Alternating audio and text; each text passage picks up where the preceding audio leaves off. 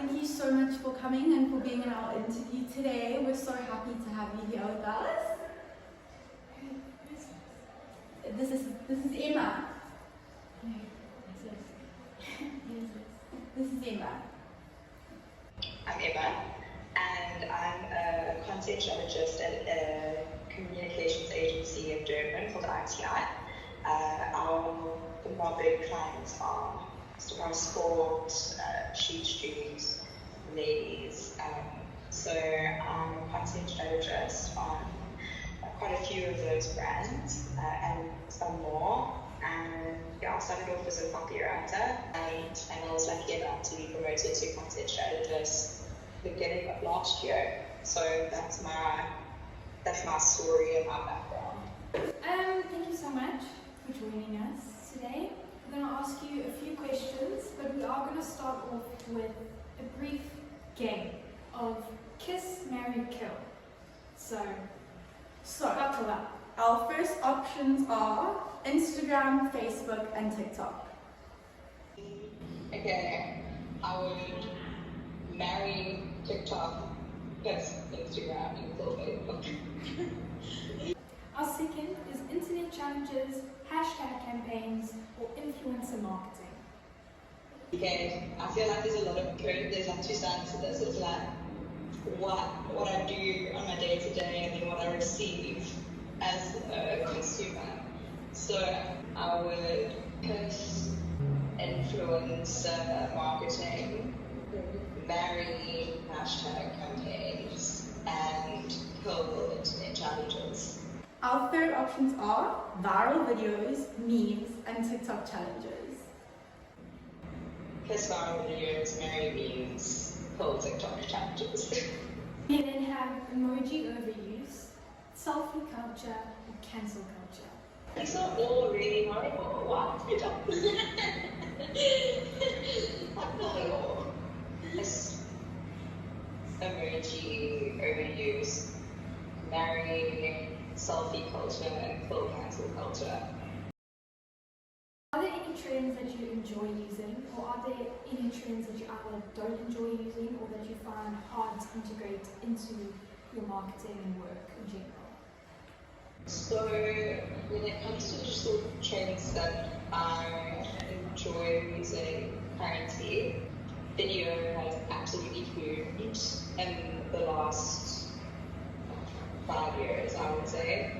And like that's something that I really enjoyed working on with my team, like just keeping up with what the creators are doing on Instagram and TikTok, and then trying to filter that so that it suits our target audience. And then in terms of trends that I don't enjoy, I don't know if you've seen so many of, especially South African brands, that kind of jumped onto the AI brand wagon, where they're just trying to generate content where it's like one of their products on top of their or you know what I mean, all of those random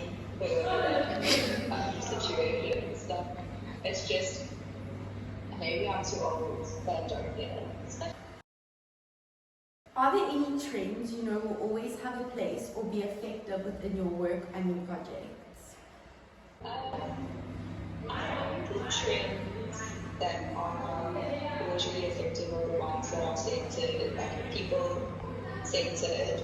So it's less about the trend and it's more about the feeling that it gives you. So there was this 90s yearbook trend that was going around, or anything that sort of hints to the past and that feeling of nostalgia. I feel like those trends always do super well. They're the ones that actually become long lasting. Yeah, I mean, just on that, we are lucky enough to have a trend researcher on our team who always does a macro trend review at the beginning of every year. And one of the trends that he was talking to was this feeling and yearning for nostalgia, and even having kids that were not even born in the 90s, yearning for the 90s and 80s when they never even were born in those years, never lived through them. So that's a very interesting one. staying ahead of the curve is quite crucial. So how do you anticipate future trends and innovations in the industry, and how does this influence your design process and design decision making? So like I said, we have a trend researcher that works on doing a macro trend review for the year, which helps to guide us in the content that we create for each of our clients. So he'll go into different areas of life, almost like create like many subcultures within these trends. So it's really nice to have upfront that gets presented to us in the beginning of the year, and then we're able to filter those trends to apply to the clients that we're working on. And actually when we create our content, we'll make sure that according to our communication pillars that we are referring to those trends, just so that we are staying current. And then another way is just honestly making sure to follow brands that are, especially international brands that are within your client space. So I look at a lot of sports brands, runway brands, fashion brands, just to make sure that I'm keeping on the pulse of what's going on in Europe, America, seeing how we can adapt and maybe use that here. With the rise of social media platforms and influencer marketing, how do you integrate these trends into your designs to enhance things like your user engagement and your brand visibility? So that's actually one of my favorite parts of my job, is trying to figure out how to increase the engagement that we get with our content. So like looking at our statistics and then seeing what performs well, and honestly, like it's as straightforward as that from my side, in terms of seeing how are our emails performing, how are our videos performing, our content, not just how many likes are we getting, but are people sharing it, are people saving it, are people tagging their friends and talking about it. So by looking at the facts, we're able to like do more what worked, and then as soon as that stops working for us, it's just a good indication that okay, that's no longer cool, it's no longer trendy, we're moving on to something else. So like, it's funny, as like people in marketing, you're often looking out there and thinking to yourself, oh my gosh, what do people want? But they're actually telling you if you look at what they're engaging with. Digital media trends often vary across regions and just geographically in general. Can you share any insights on how you stay updated with both local and global trends in your design and work? I mean, anyone can Google like digital trends for South Africa, or top digital trends globally, or something like that, and you're going to get like one high level answer. But what I've found is being online and going to where you know your customer plays, like what brands would they be interacting with, what influencers would they be interacting with, and then going into those brands and influencers tagged, seeing who's interacting with them, going and like doing a deep dive into who their followers are. I mean, you can start to create quite a picture of what's current within that niche group. It's quite like an authentic way to find out what people are talking about and how they're talking about it. You might find something that you never would have otherwise discovered. I've found like local South African challenges on TikTok and Instagram that I didn't even know existed within a target market that I'm trying so desperately to talk to with our content, which is a really nice insight if you just want to go to where they are and like see and hear what they're saying. So how do you balance the company's objectives for projects with current trends and the expectations and preferences of your target audience? Because I know sometimes they wouldn't align, so how do you find balancing that?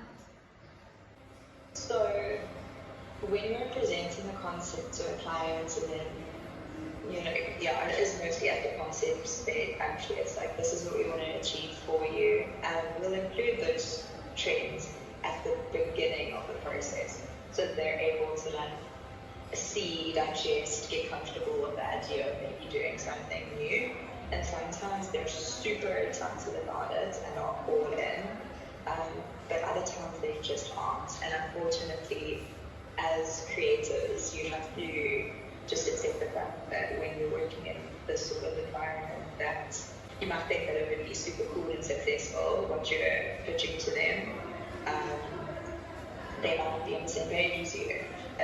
It doesn't mean that you should give up and not try and present them. Like, even if they reject every new idea that you give them, at least you're like still being creative, you're still trying to make that difference. Thank you so much, Emma, for answering our questions and offering us such valuable insight into your career journey. We really appreciate you taking the time out of your extremely busy schedule. Thank you so much. Thank you. That was perfect. Well, I'm still gonna do my part though. That was such a solid half. It's a bit echoey in here.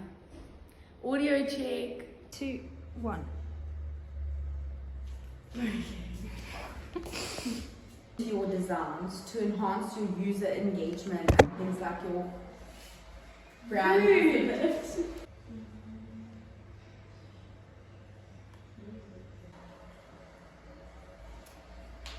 I'm not doing the listening to the answers. Oh. Maybe we should, sorry.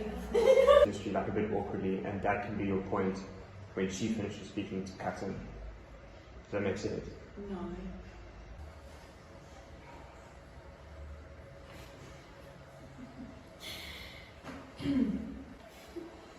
Our second. Sorry, okay.